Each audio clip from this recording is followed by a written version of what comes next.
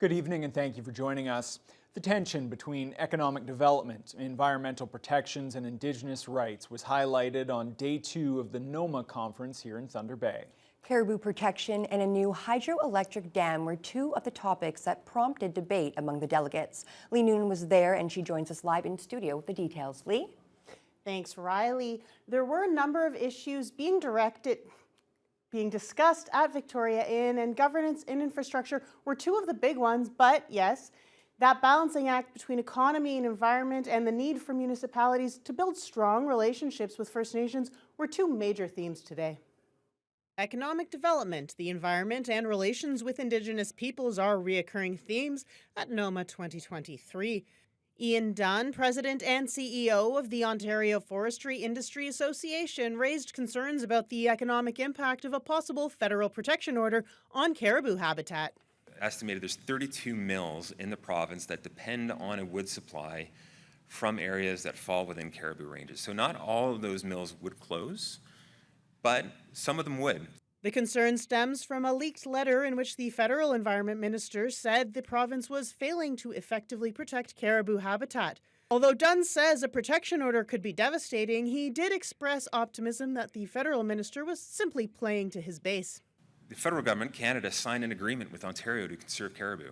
So we're left wondering why would you be taking these steps if we haven't even had a chance to implement these conservation measures?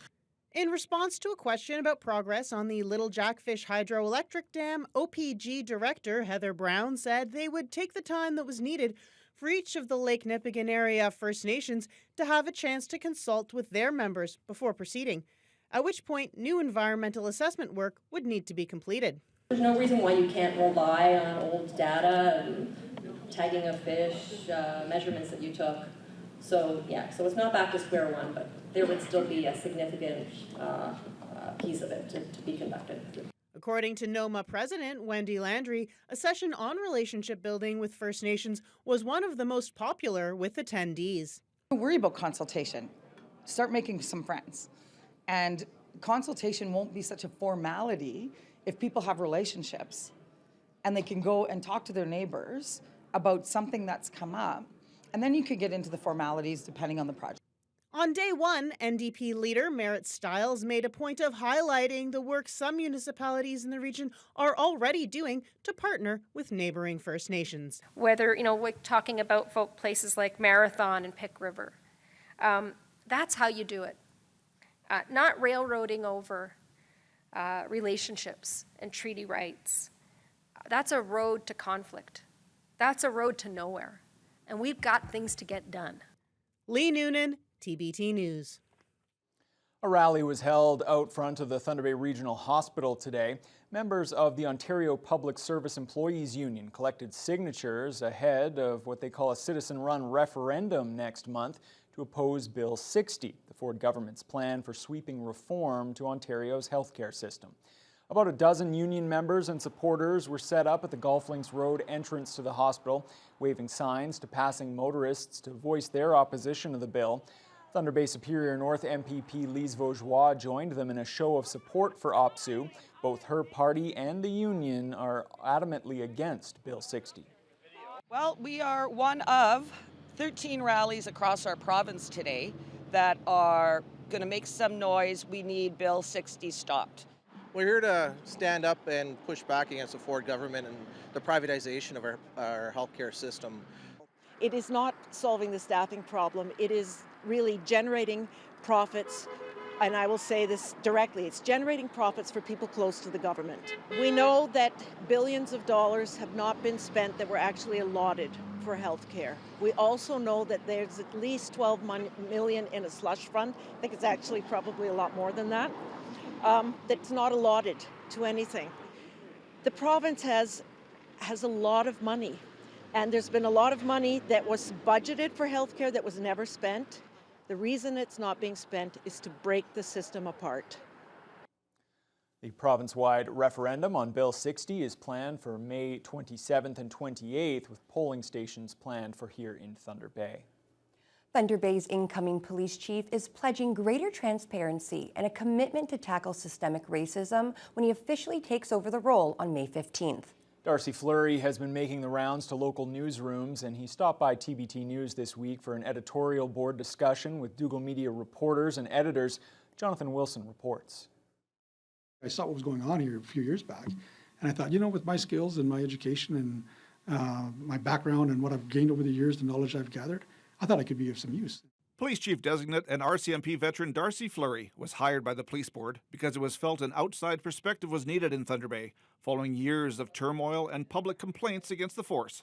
He says addressing systemic racism is one of his prime goals.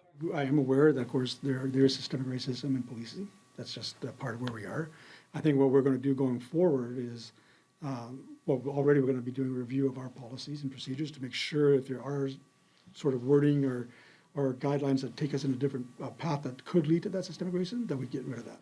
But getting rid of those policies doesn't necessarily mean getting rid of officers who have been accused or charged in incidents involving Indigenous people. Fleury says he's a firm believer in education. If somebody's done something wrong and there's a learning possibility to deal with that, let's try to go that route, because sometimes people are not bad, they just made bad choices. So we need to make sure that we're doing that correctly so that we're not just, coming down with a hammer every time. But we do need to manage, the discipline if they're doing something wrong all the time and it's harmful and it's hurtful and it's meant to be, then we got to deal with that a different way. One of Fleury's roles with the RCMP in Alberta was addressing the media and getting out front of controversies involving the police force. He attended this editorial board meeting with Dougal Media to offer transparency and a stronger working relationship with the people who keep the public informed. And he's also planning to meet with residents from all backgrounds. I'm going to be hopefully hosting some town hall meetings where I get right to the grassroots level, say, what does the community want to see in their policing? Same thing with our First Nations communities. What do you want to see as far as is going to benefit those communities? And how can we work together to do that? Fleury has spent about a week and a half at the police headquarters so far and estimates he's spoken with around half of the officers and other employees. He says everyone has been very friendly and open to new ideas and suggestions to improve the force. I see a lot of dedication in this group. They want to serve the public the best they can. And so I'm very optimistic. I was aware of some of the situation out there and some of the public perceptions of what this organization is going through and what they have internally. But I've been really impressed with what I've seen so far. At 59 years old, Fleury is around the age when many police chiefs retire. But he says he's wanted to be a police officer since he was 10 years old, and retirement is just not in his vocabulary. And he plans to work hard as Thunder Bay Police Chief as long as he's needed here. So how long am I going to be here? I think I have the energy to be here as long as the community wants me. So I'll be here as long as that I'm doing the job that needs to be done, and I'm progressing the department, and that I've got it to a point where there is some sustainability. Jonathan Wilson, TBT News. For the second time in the past week, a Thunder Bay pedestrian has been charged following a traffic incident. The first happened Friday evening when a pedestrian was struck by a vehicle at the corner of Arthur and James Streets. The man suffered minor injuries and was fined for crossing at a red light. Now, another pedestrian is lucky to be alive after a very close call on Tuesday afternoon. This girl's going hit by a car. A city police officer captured the scary incident on dash cam. It happened at the corner of Balmoral and the Harbour Expressway. The officer used his siren to alert the pedestrian, and the driver of another car managed to slow down and swerve just in time to avoid a potential tragedy. The pedestrian appeared not to be paying attention and completely unaware they were crossing on a red light. She's been charged with disobeying the don't walk signal. A warning about some disturbing details in this next story. Thunder Bay Police have charged a 24-year-old woman from Casablanca Lake First Nation for threatening to kill a group of 4 children and chasing them with a knife. It happened in the 200 block of Picton Avenue just after 7:45 yesterday evening. She chased the kids, who range in ages from 8 to 13 years old, towards nearby Windsor Street. At that time, she dropped the weapon. She then tried to grab a pair of barbecue tongs, but that's when police intervened. The woman also assaulted one of the responding officers at the time of her arrest. She appeared in bail court this morning and has been released with conditions.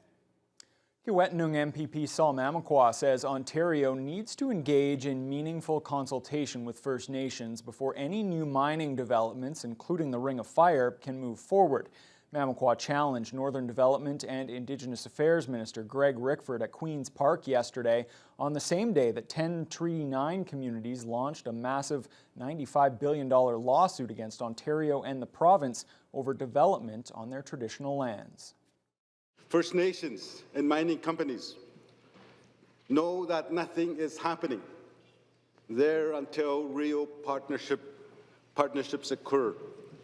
Will Ontario recognize that it has abused the treaty promises and continued efforts by the Premier to bulldoze the North will lead to conflict and stall any real partnerships? These are major legacy infrastructure projects, Mr. Speaker, and they reflect a new opportunity, an opportunity for the government to work closely with Indigenous leaders through their economic development corporations, through their political leadership, Mr. Speaker, to ensure that they have the kind of infrastructure they need, the tools that their young people need and want, Mr. Speaker, things like road access, other forms of energy. There are leaders here who represent communities that are still deriving their electricity from diesel. I can't help but think that the honourable member stands against that, Mr. Speaker. The Watay Power Connection and other legacy pieces of infrastructure, including companies owned and operated by Indigenous people, Mr. Speaker, stand ready to supply good, clean energy to those northern communities, roads to improve their health, social and economic access to programming, Mr. Speaker, and that's what this government does best, and that's what we'll continue to work on. The Ontario government has launched a new website with information about provincially funded high-speed internet projects. It's part of the province's commitment to bring high-speed internet to every community by the end of 2025. The announcement was made at Lakehead University today by Infrastructure Minister Kinga Surma. Website users can search the map by address, community, or municipality to see the construction status of high-speed internet in specific areas. Surma says it's important for Ontarians to have this tool, considering the significant scope of the project. They know what's coming to their neighborhood, they know which internet service provider is doing the work, and we also have contact information to our ministry so that if they have specific questions with 200 different projects, many different internet service providers, many different communities across the province, we really wanted to present something that they could log into and access that information themselves. Surma also announced that an $8.4 million in provincial funding will go to internet service providers to carry out 14 of these high-speed projects. Well, the Ontario government has announced $112 million in funding to improve bail compliance. Premier Doug Ford says the money will help tackle rising crime in the province. This funding includes new money for the OPP, Municipal and First Nations police services, to set up dedicated bail compliance teams to assist prosecutors with gathering evidence and assessing public safety risks during the bail hearing stage. We're also giving special teams of prosecutors the time and resources they need to conduct in-depth bail hearings for accused offenders deemed to be high risk. The LCBO will say goodbye to paper bags at liquor stores across Ontario in the coming months. Customers are now being encouraged to switch to reusable bags. Scott Lightfoot has that story. The next time you buy booze, you'd best bring a bag. The LCBO announced today they are eliminating their brown paper bags. So this move will eliminate 135 million paper bags. It will divert 2,700 tons of waste from waste landfill sites, and it will save almost 200,000 trees. So for us, that's very important. It's been 15 years since the provincial liquor supplier switched from plastic bags to paper ones in a move meant to help the environment. But now they say it's time to BYOB, bring your own bag, because the paper ones are being phased out. There is a better solution, a better option, and paper still kills trees. At this LCBO store this afternoon, most customers carried their own reusable bags. Several said they support the move to eliminate paper bags completely. I don't need them, so I don't see the point to have bags anymore. Paper bags aren't that strong. You can't carry much, and they're making so many beautiful bags to carry your stuff in. Why not use those? 98% of our customers, they tell us that they already have these reusable bags. So I don't believe it's going to be as big of an issue. The LCBO will sell reusable bags for customers who don't bring their own. The company says cardboard boxes, flats, and carriers will also remain an option for people who need them. The company says they will use up the remaining paper bag supply, meaning they will still likely be available for a couple of months. Scott Lightfoot, CTV News.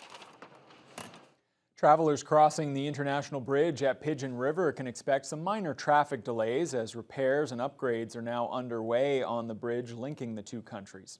The Pigeon River Bridge was constructed in 1962 and is now undergoing a significant reconstruction.